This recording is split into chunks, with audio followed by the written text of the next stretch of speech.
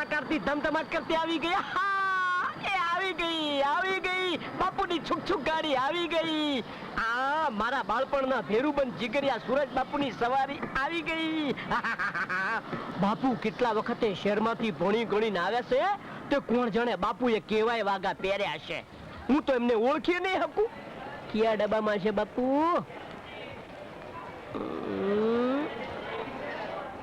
એ મારું કોઈ દેખાતું કેમ નથી?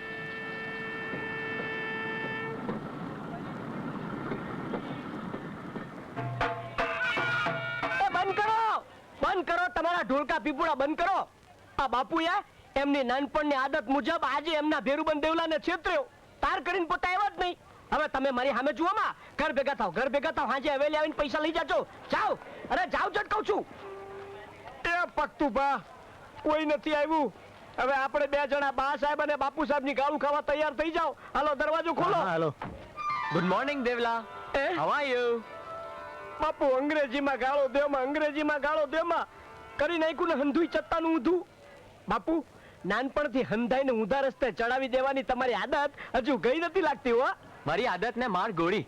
પેલા ઈ કે મને લેવા કોણ આવ્યું છે? અરે તમારા નાનપણના જીગરિયા સિવાય બીજું કોઈ નહીં. મારો મિત્ર સાચું કહેતો હતો કે આજના મા બાપને પોતાના સંતાનને મળવાનો તો શું, પણ સ્ટેશને લેવા આવવાનો પણ સમય નથી મળતો.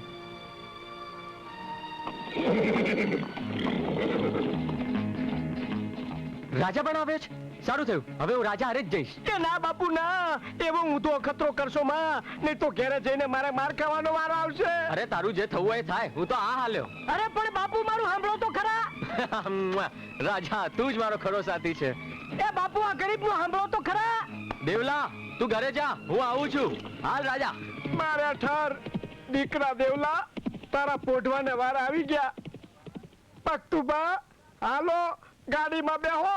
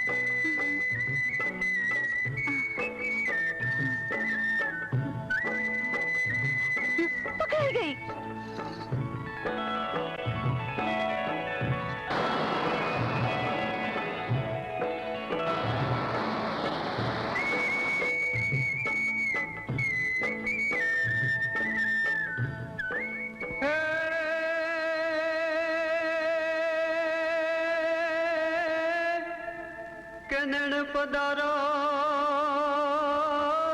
અને નેણ રાત અને નેણે નેણે નેણ મિલાન હે પણ અજાણ્યા શું પ્રીતડી